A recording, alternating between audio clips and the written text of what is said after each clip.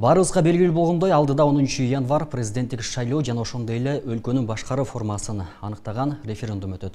Бүгүн биз дал ушул эфир алкагында алдыда өтчү президенттик шайлоо жана ошондой эле референдумга көрүлгөн даярдыктар жүрүү процесси боюнча кененирээк маек курабыз. Студиябызга атайын сурообузга жооп алуу үчүн конок чакырганбыз. Анда тааныштырып өтөйүн. Борбордук шайлоо комиссиясынын төрайымынын орун басары Абдыжапар Бекматов. Саламатсызбы? Саламатсыздар. Кутмандуу күнүңүз менен студиябызга кош келипсиз.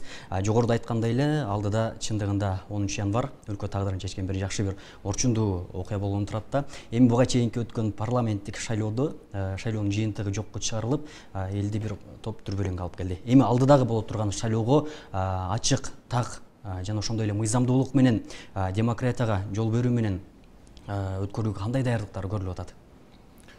Туура айтасыз. Сиз белгилеп өткөндөй 10 январга президенттик шайлоону дайындалгандан кийин Борбордук шайлоо комиссиясы тиешелүү мамлекеттик органдар менен биргеликте ушу даярдык иштерин жүргүзүп келди.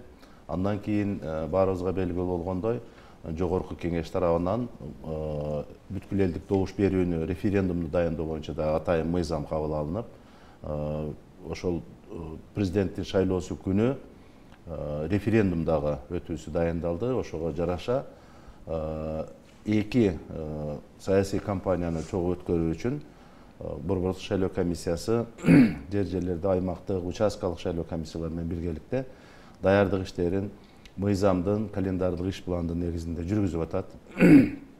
Ага ылайык шайлоочулардын, референдум катышуучулардын тизмелерин тактоо иштери боюнча мамлекеттик каттоо кызматынан тизмелердин алдын ала тизмелерди алгандан кийин тактоо иштери жүргүзүлдү. Чет өлкөдөгү уюштурулган добуш берүү участоктор менен байланыш, ал жакта Тышкы иштер министрлиги аркылуу биздин чет жакта уюштурулган комиссия мүчөлөрүн түзүү, аларга иштөө үчүн шарттарды жаратуу, ошого окшогон бир топ мындай иштерди жүргүздүк.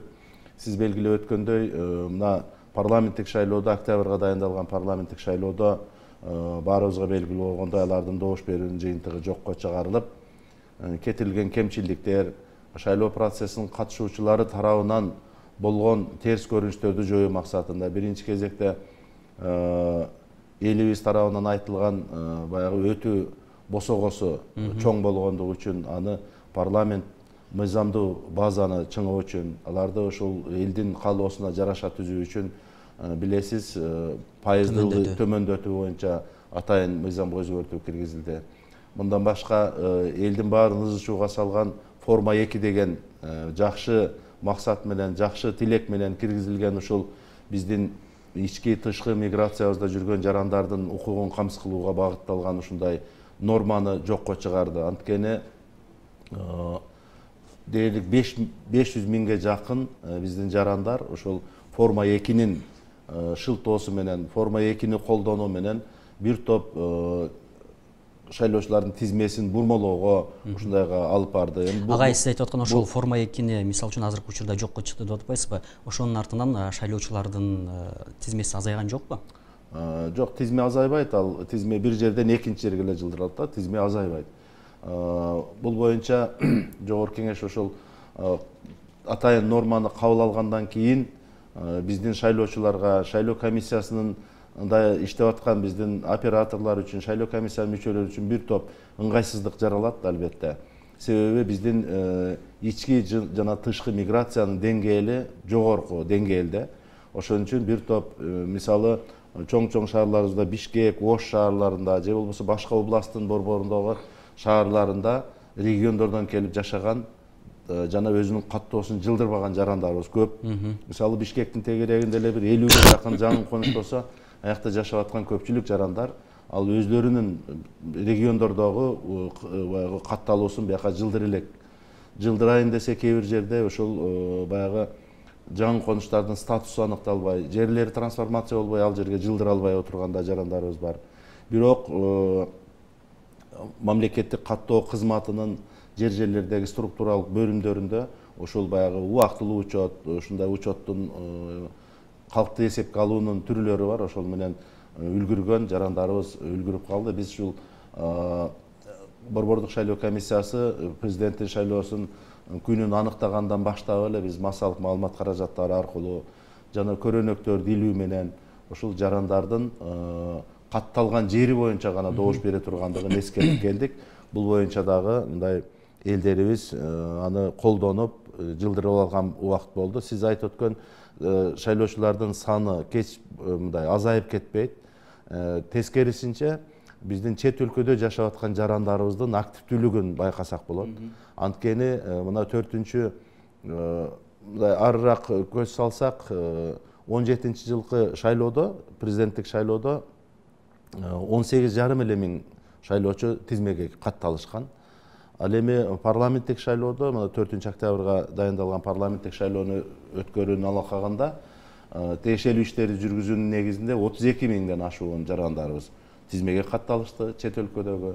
Анан азыркы күнү мына 50 миңге дээрлик 49.500 шайлоочуларыбыз азыр чет өлкөдө түзүлгөн шайлоо тилкелерине тизмеге турушту. Чет өлкөлөрдө канча шайлоо тилкелери ачылды, аларга көргөн шарттар? Мурда эсиңиздерде болсо, мурдагы шайлоо кампанияларын уюштурууда чет өлкөлөрдө, мисалы Россия Федерациясына айтсак, 5-6 шайлоо тилкеси болчу эле, азыр 15 шайлоо тилкеге көбөйттүк.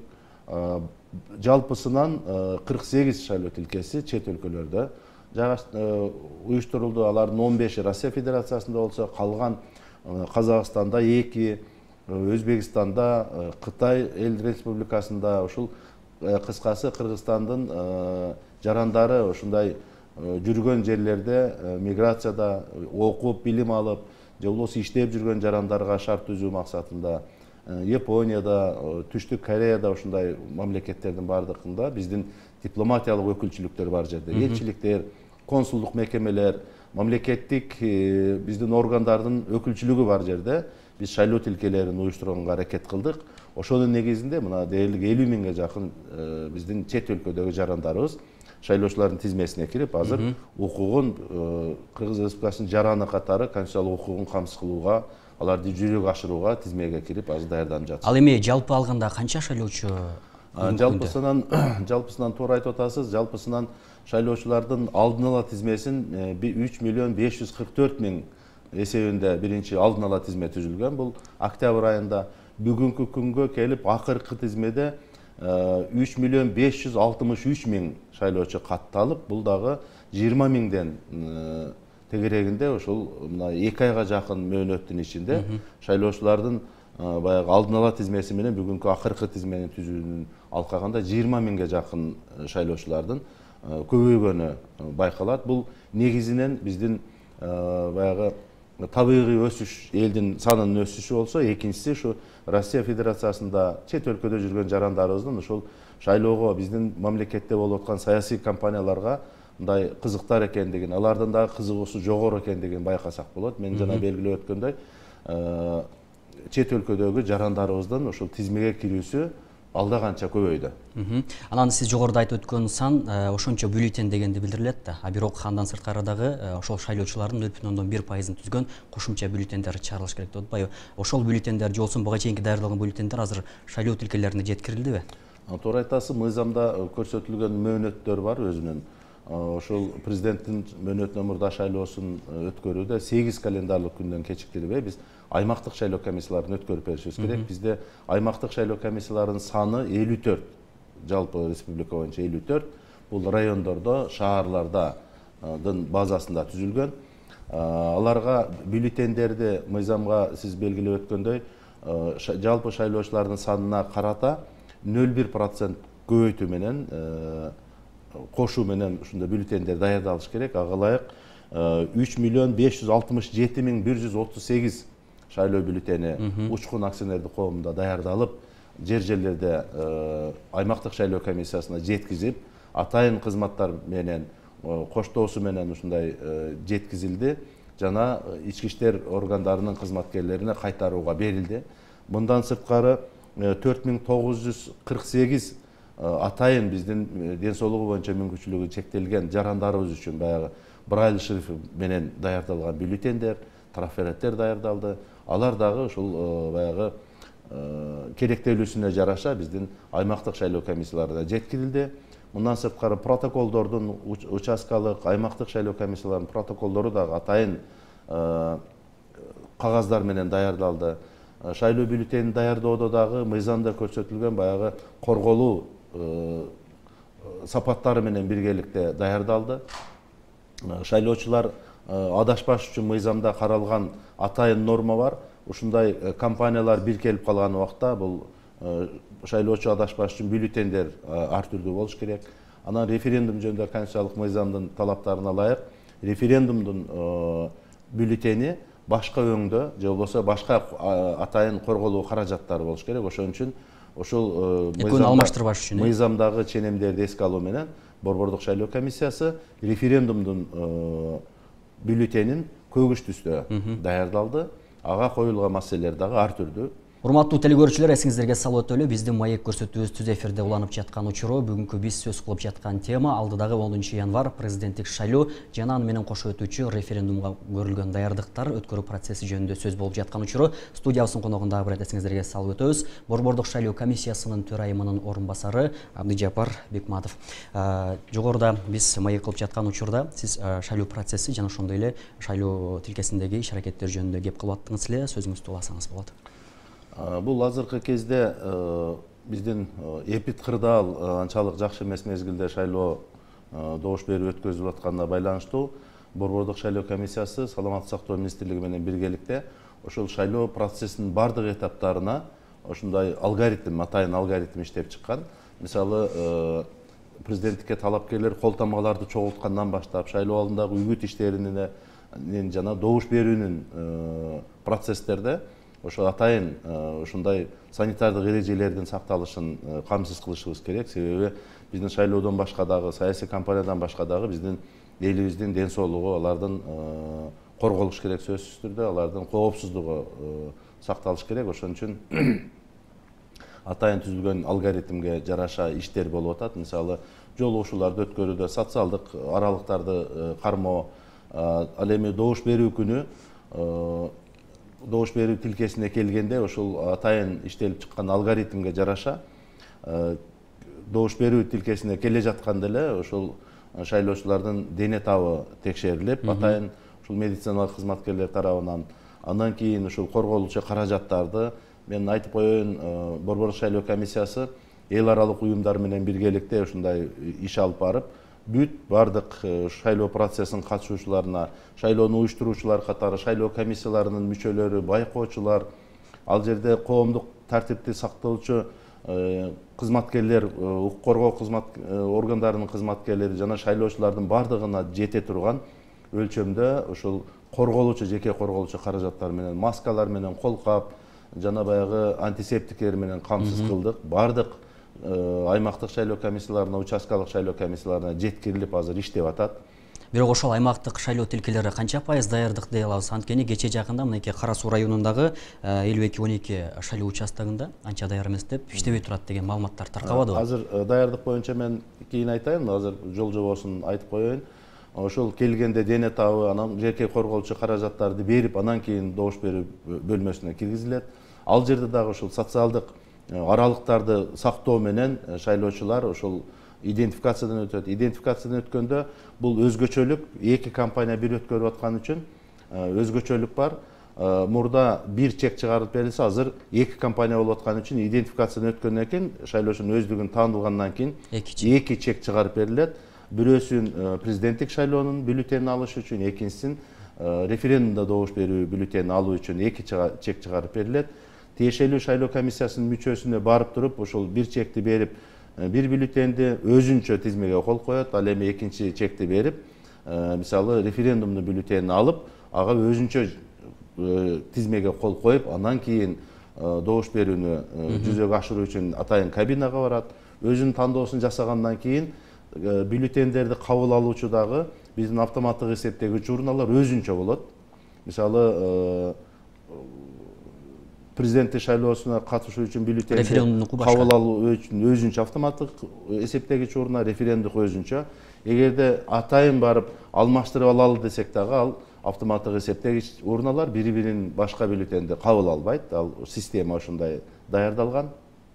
Анан өзүнүн тандоосунан кийин ошо тиешелүү автоматтык эсептегич урналарга бюллетень түшүрүп, анан кийин чыгып кетишет. Алар ошол сөзсүз түрдө социалдык аралыктарды камсыз кылуу менен.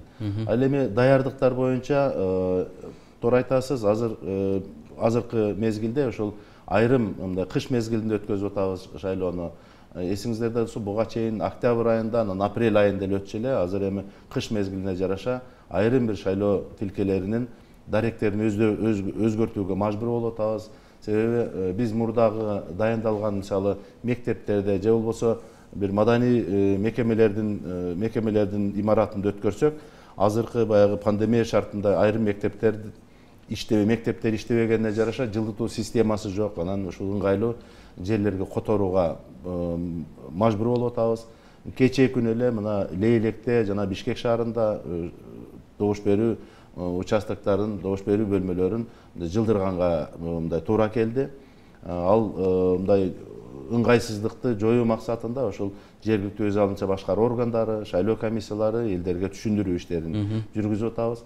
Тиешелүү биздин техникалык жабдыктар менен бардык шайлоо участкаларыбыз ошол 2ден автоматтык эсептегич урналар, тиешелүү идентификация өткөрүү үчүн техникалык жабдыктар, ридерлер жерлерге жеткирилген.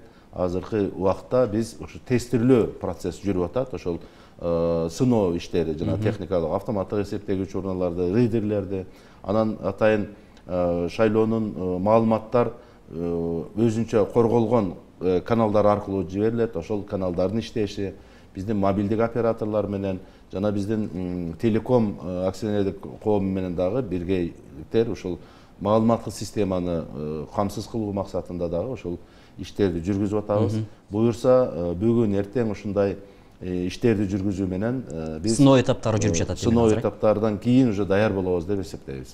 Абдыжапар Гапарович, эми ошол жогоруда айткан сиз техникалык мүчүлүштүктөр болбош үчүн бүт бардык даярдыктар көрүлүп атат дейсиз. Бирок ошол буга чейинки шайлоолорду көрдүк да, урундан иштебей калышы, же болбосо кандайдыр бир техникалык себептер, же болбосо шайлоо процессинде кандайдыр бир бузулуулар, мүчүлүштүктөр болсо, борбордук шайлоо комиссиясына жаран шайлоочу түздөн түз кайрыла алабы?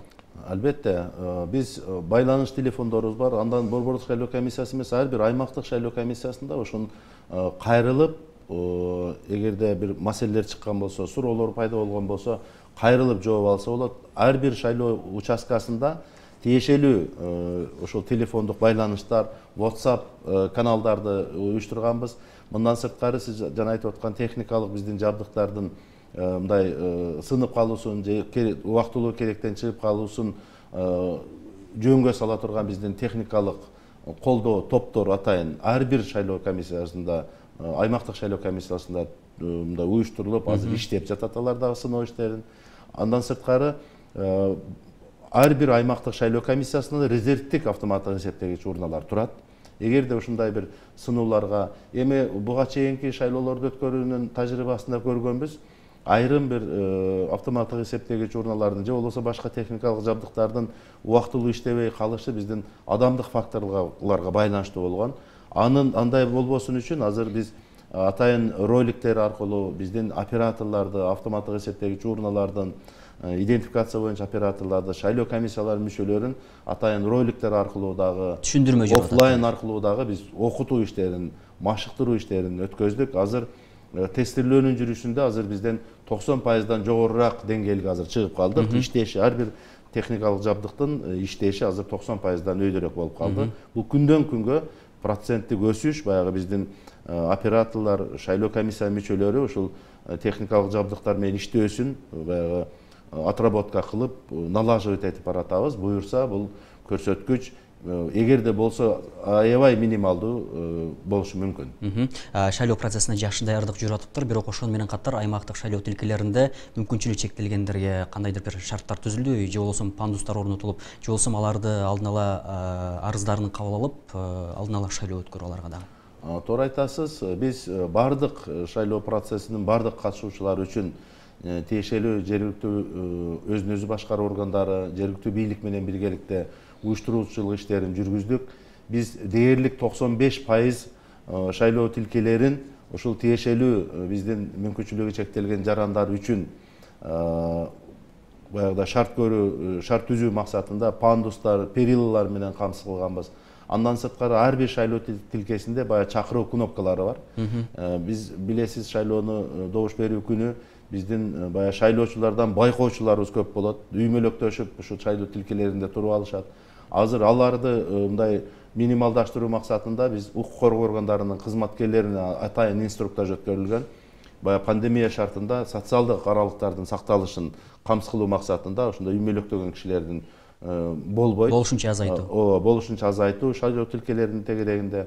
Андан сырткары ошол чакыруу кнопкалары менен кайсы бир биздин мүмкүнчүлүгү чектелген жараныбыз келсе, кнопканы басса, шайлоо комиссиясынын мүчөсү чыгып, ошол жанагы баягы ыңгайсыздыктарды жоюп алып келип добушун алдырып, добуш берүүсүн жүзөгө ашыртат. Андан сырткары сиз белгилеп өткөндөй, биздин ушул добуш берүү бөлмөсүнөн сырткары добуш берүү деген бир институтубуз бар. Ал бир күн шайлоо добуш берүү күнүнөн бир күн мурда өтөт.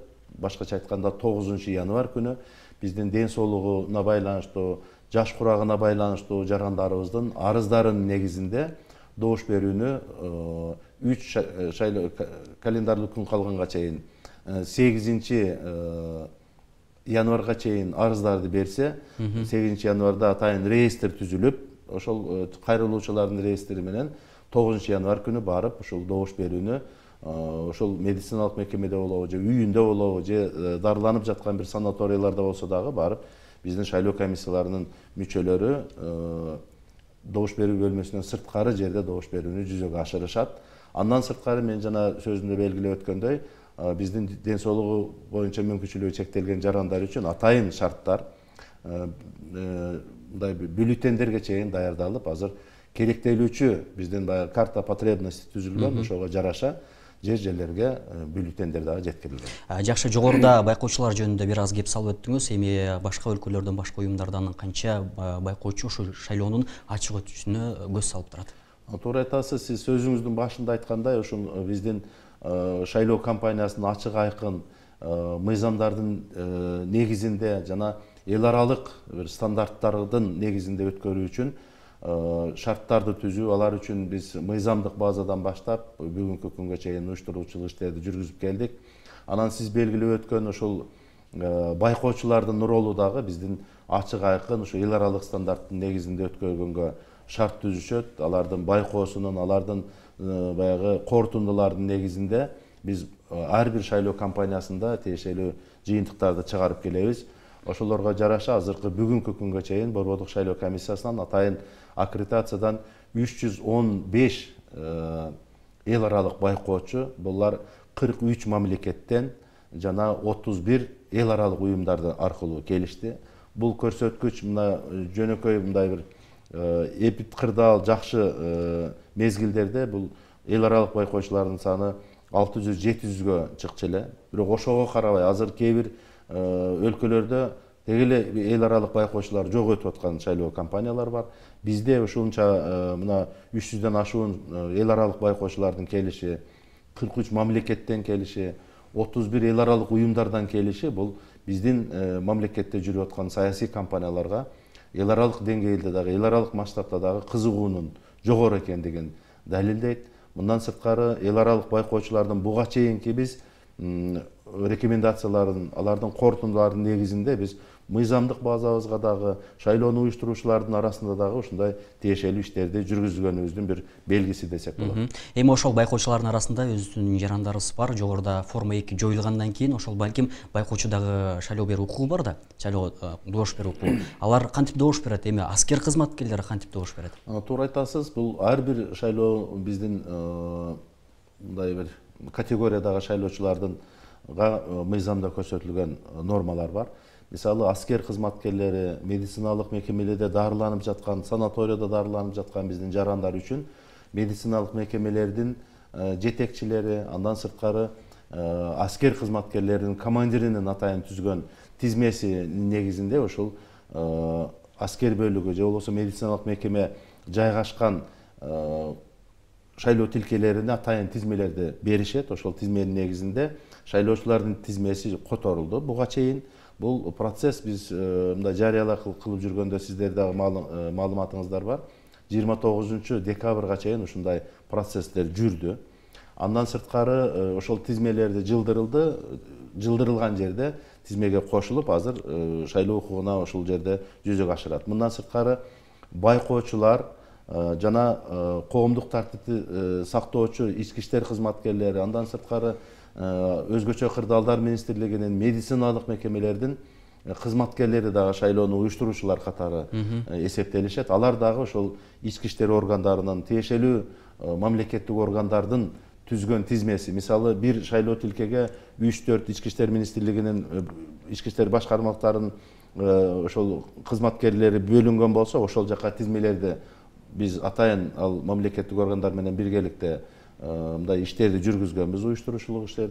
Ошол бөлүнгөн жерге тизме менен беришет. Алардын тизмеси буга чейин акыркы тизмени түзүүдө эске алынып, тизмелери жылдырылган. Ошол жакта добуш берүүнү мындай жүзөгө ашырышат. Ал эми байкоочулар жок, өзлөрү катталган жерде. Себеби байкоочуларды талапкерлер өзлөрү коюшат.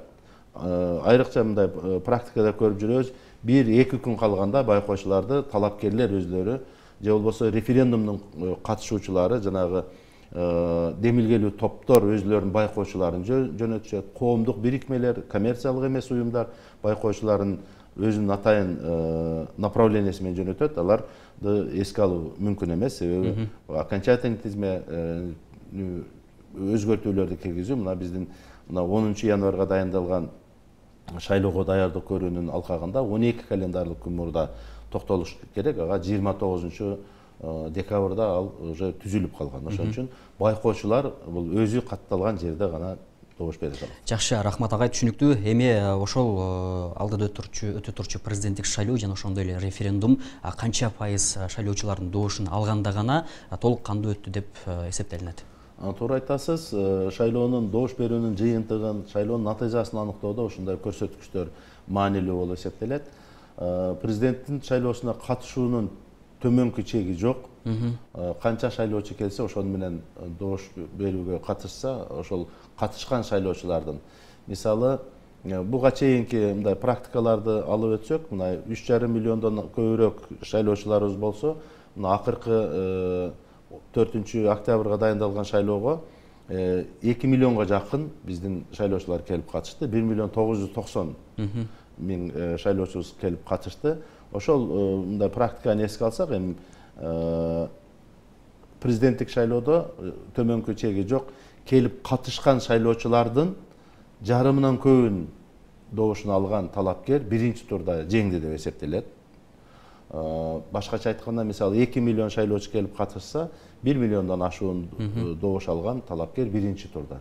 Эгерде эч бир талапкер биринчи турда шайлоого катышкан шайлоочулардын көбүрөөк добушун албай калган болсо, анда көбүрөөк добуш алган 2 талапкердин ортосунда шайлоонун экинчи туру дайындалат.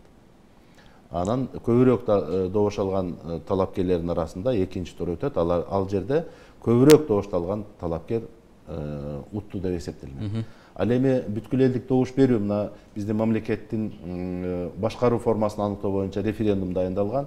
Ал референдумда өзүнчө чектер бар, атайын мыйзамда көрсөтүлгөн чектерге ылайык. Эгерде жалпы шайлоочулардын тизмесине киргизилген шайлоочулардын санынан 30%дан жогорураагы келген убакта референдум өттү деп эсептелет. Мисалы 3,5 миллиондон көбүрөөк шайлоочубуз болсо, анын 30%дан жогору добуш берүүчү келип катышкан болсо, анда референдум өттү деп эсептелинет. Референдумга келип катышкан референдумдун катышуучуларынын жалпы санынан жарымынан көбүсүн алган позиция үчүн чечим кабыл алынды деп эсептелет. Мисалы бизде 3 позиция бар эмеспи бюллетенде? Президенттик республика, парламенттик республика жана бардык варианттарга каршы деген.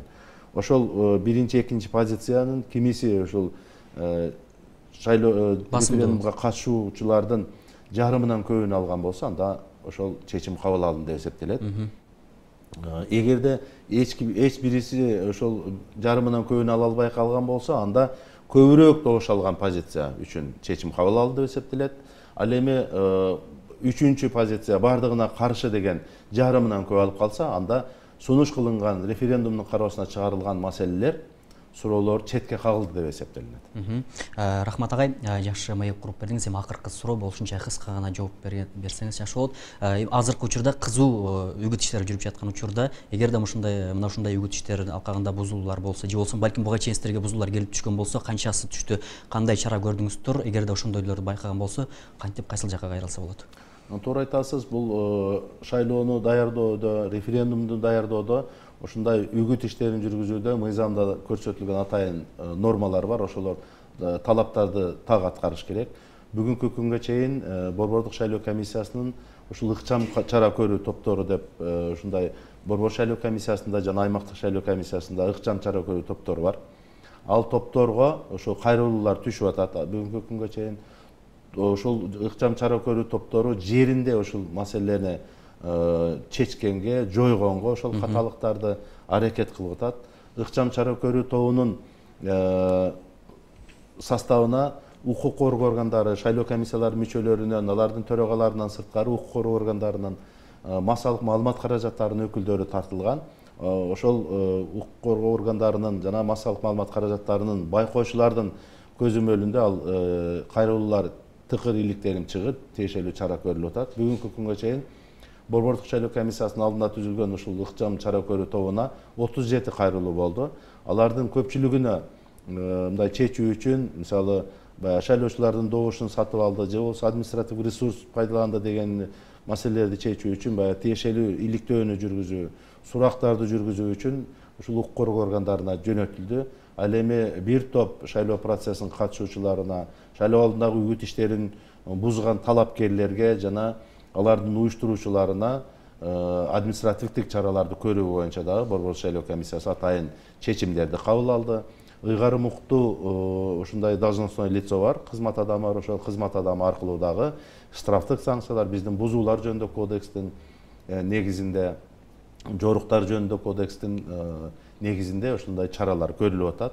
Буюрса биздин мындай бир өткөргөн шайлоо кампаниябызга салыштырып айтсак, азыркы кезде ушундай шайлоо алдындагы үгүт иштеринин талаптары, башка шайлоо мыйзамдарынын талаптары бузулганы бул мындай азайып баратат. Бул биздин коомдун саясий маданиятынын өскөндүгүнүн бир белгиси.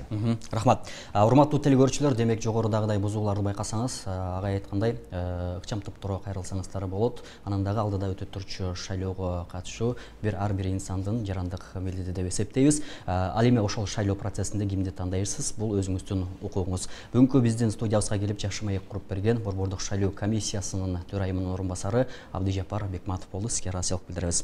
Мына ушинтип жакшы темпте биз болсо маек көрсөтүүсүн жыйынтыктайбыз. Кийинки берүүлөрдөн амандашканга чейин сак саламатта туруңуздар. Берүүнү мен Азамат Байетов алып бардым. Көрүшкөнчө амандыкта жолугушалы.